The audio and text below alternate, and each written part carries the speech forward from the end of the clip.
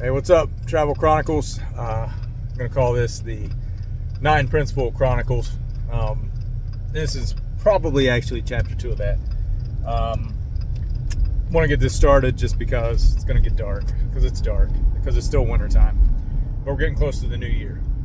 And looking at my 9 life guiding principles that I came up with, just to recap those, we've got 3 that are internal based, right? Like just on the individual, working on the individual. That's reflect, challenge, and restore. Then you've got 3 where individuals working on the outside world. That's serve, connect, and inspire. And then you've got 3 more where you're taking the things from the outside world and it's having an effect on the individual. And that's learn, nature, and sustain. What you take into your body to make improvements, to keep it going the best possible way, not taking in negative things. And this whole system, that I've kind of come up with it is, for the most part, when I compare it to other things, pretty encompassing. Like it pretty much hits on these other programs or strategies. Like it's got all the points kind of in it. And with the new year coming up and New Year's resolutions and different things coming up, I was kind of thinking about what is, the key way to attack it. Like if I was asking myself a question, like, well, how do you, sum this up? What's the best way to attack this? And progress over perfection has always been kind of like the overriding idea. But if you were looking at things in a way that you kind of attack them, right? If you were going for a job interview and you told a person like, hey, I'm goal oriented, right? Like if I see something, I want to achieve that, right? And it's like, oh, I'm going to knock out, all 9 of these principles. I'm going to get a score, of 81. I'm going to hit everything like as hard as possible. It's like, okay, that's probably unrealistic.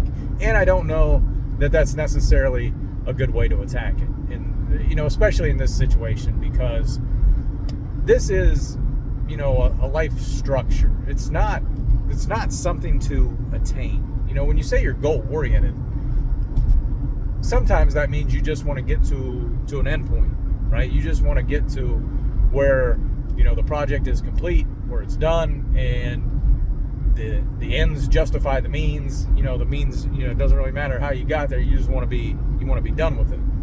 And I don't think that's a good mentality. Okay. And the reason is for this, because, if you're not in the spot where you want to be, and it's like, I want to make this step change to this other part, and I'm going to do whatever it takes to get there. But then once you get there, once you achieve that goal, if it's, losing weight, if it's, running a 5K in a certain time, lifting a certain amount of weight, whatever it is, what happens after you achieve that goal? Do you set another goal? Do you keep going? Is the goal now to maintain?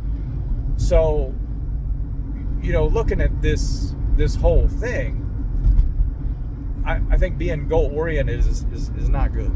And I think the better way to attack it is to be process oriented. So to fall in love with the process and not really have an end goal in mind. It's just, you want to do the work. You don't want to cheat the work. You don't want to skip steps. Like you just want to fall in love with the process.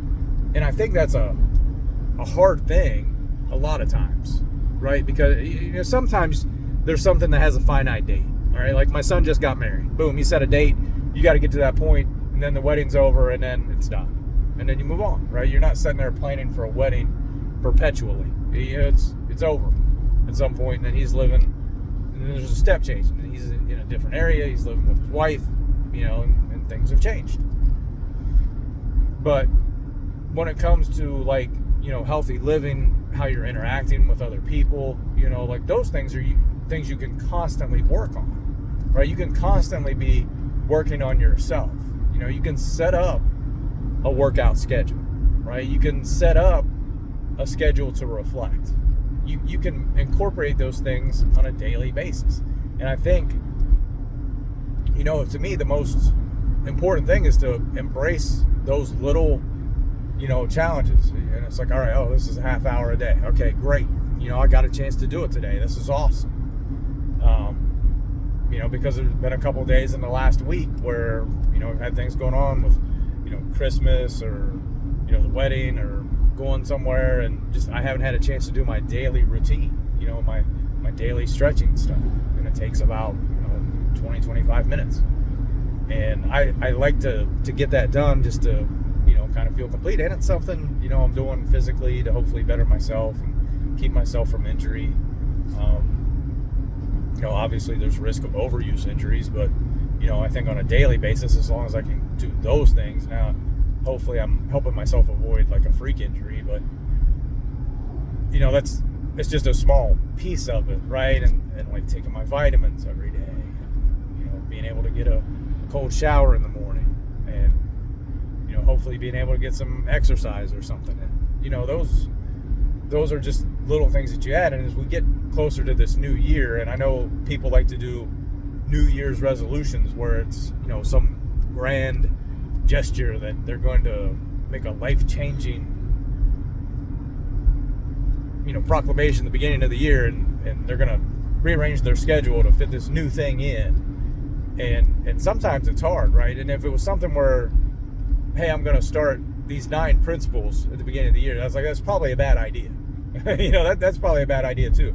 But if you think of it as, all right, I don't have an end goal in mind, I just want to start adding these things, then you can take the process, much slower, because, it's just a slow build where you're getting a little bit better every single day. You're starting to add things every single day until you have this whole thing. And then it's like, man, I really like this process. I really like, the way things are going in my life, or, how I'm functioning. I feel better, stronger. I feel more connected, or, feel like you're participating more, or getting more of yourself out there, or learning more. All those improvements are just part of the process. And I think if you embrace that process, I think that's the best way to go, because you're constantly getting better, and you're never really satisfied, right? If you just had a goal of, I'm going to have a 6-pack in 2 months. All right, yeah, you can go work out like crazy and diet and, get a 6-pack. Then what, right? Are you going to change your habits to maintain that 6-pack? Are you going to backslide now to where the 6-pack goes away in 2 more months? It's easier to me to incorporate small changes, just kind of on a daily basis, and if you don't have a 20-minute morning routine, okay, how about 3 or 4 stretches in the morning, right? Just to get started, just to get that mental thing rolling, where it's like, hey, I want to do this before I go out. I'm going to stretch my legs out. I'm going to stretch my back, whatever it is, just to get loosened up before you attack the day, before you go out for the day. And then you can start adding things to that gradually, to where maybe you're doing a little bit of weights in the morning, or you're doing more exotic stretches. You're spending a little more time in deeper stretches, stretching different muscle groups that you don't normally stretch. And to me, that's the best way to act, because that's how I got here, right? That's what made sense to me. I didn't try to do 20 minutes all at one time. It's like I added, a couple of stretches in the morning, and like a plank, for a couple of seconds. And then I eventually got rid of that. Now I'm doing some push-ups in the morning, right? When I get out of the shower, I'll do some push-ups. It's just, where do things fit in? Where does it make sense? Is this something that you want to do, or is it something that's like, I don't really need that, I'm going to drop it and pick up something else? It's a constant process of evaluating. Do you see the benefit? If not, all right, let's try something else. And to me, that's kind of life. You're not sitting there banging your head against the wall over things constantly. You're not doing things that are unproductive or harmful. You recognize it and you make a change. And sometimes it's a small change. Maybe dietarily speaking, it's a small, diet change. Like if you're not happy where you're at, you didn't get there from yesterday to today. It's like, oh crap, I was 150 pounds yesterday, now I'm 250. What happened? It took time. Probably years to get to that point. So it's not fair, to yourself to go through some crazy thing to work it off in 3 months or 6 months. And yeah, there may be some methods out there now with like the GLP-1s where you can start taking those to, knock those pounds off. And I think that's, a good thing if you're, obesely overweight, right? If you have no other means to correct that process, then I think it's healthier to be at a lower weight. I'll just say that. But I think there are consequences because we haven't studied those, Ozempic and Wegovy, Mounjaro. We haven't studied those for a long period of time, so I don't think there's a lot of data saying what happens after you get off of those things. I think there's been some studies where you may get 2/3 of the weight back. Your metabolism slowed way down because you were in a starvation mode, essentially, while you were losing the weight. Those are things like, I think if you know going into it, it's like, okay, I have to establish different habits when I come out of this. I may not be able to eat as much as what I was doing, I don't want to say before, because you definitely can't do what you were doing before, because that's how you got there in the first place, where you don't want to be. That has to register mentally that things have to change. But if you can make, the change where, all right, I'm not going to eat a whole sandwich, I'm just going to eat a half a sandwich, right? I'm going to eat these smaller portions, or instead of drinking this high calorie drink, I'm going to drink a low calorie drink. Or, after I work out, I'm going to hit the protein hard, but only then. I'm not just going to do it every day just to hit it. Like if I didn't do anything today, then I'm going to back away from, the protein and things. And I think it's just constantly trying things, listening to your body, and making an adjustment. But it's the process. You got to fall in love with the process, and not skip steps. Even somebody that's taking steroids, right, and they're huge, jacked, they still had to go in the gym every single day and lift weights to get that physique, even if it's not maybe healthy. If you listen to my steroid video, but they had to do the work. And it's the same thing with these 9 principles. It's like you got to do the work. You got to do a little bit every day. And it's not like every day you have to donate 16 hours to certain things. But yeah, there's a time requirement. But there's a time requirement to anything you're doing. And if something you're doing is not adding value to your life, if you're just mindlessly sitting there scrolling, watching, at worst, boring videos and other things that affect you negatively, or going places that have a negative effect on you, then you really need to evaluate that. Is that part of what you want in your process? So that's my message today, is embrace the process. Fall in love with the process. Don't fall in love with the end results. As long as you keep doing things, as long as you keep making steps every single day, eventually you'll get to where you want to be, as long as you're on that right path.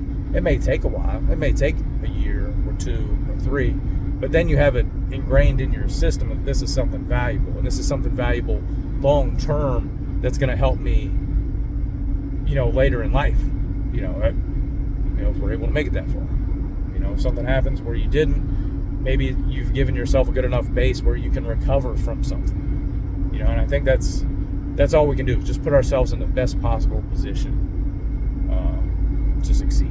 So, all right, that's all I've got for today. I'll come back and start going through the principles more in the new year. But even in this new year, like my resolution last year was to get more sleep. That was my New Year's resolution. And that may seem like, well, I can do that. I can get more sleep, right? My son's was, I'm gonna run a mile every day. That lasted, maybe a week. His is hard. Right? Getting more sleep, that's easy. I think I averaged like 10 to 20 minutes more a night. Trying to going to bed earlier is hard, but I tried to cut it. I tried to push waking up back a little bit more, right? And just wake up naturally when I could. Get as much rest as possible. Kind of reset that body battery every single day. Some days it worked out, some days it didn't. But I learned more about my sleep and what I needed to get good sleep throughout the year. So I think that's a positive. This year I'm working on to learn, to connect with God, and I'm reading the Bible every day. And I've already started on it. If everything goes well, I'll finish by Christmas next year. My mom, when she did hers, the first time she read through the Bible, she said she was in her 50s. So I'll be 49 when I finish. I figure that's pretty close. I don't know what it is about that time frame, but it's about time. I got my new tablet. I downloaded the Bible app. It's got its own reading plan on it, so you can keep track of it day after day. Check off when you get your thing done. So I think that'll work for me. So we'll see. So that's my resolution this year, is to try and read the Bible daily. All right. Well, that's all I've got. Be careful. Be COVID-free, and embrace the process. Later.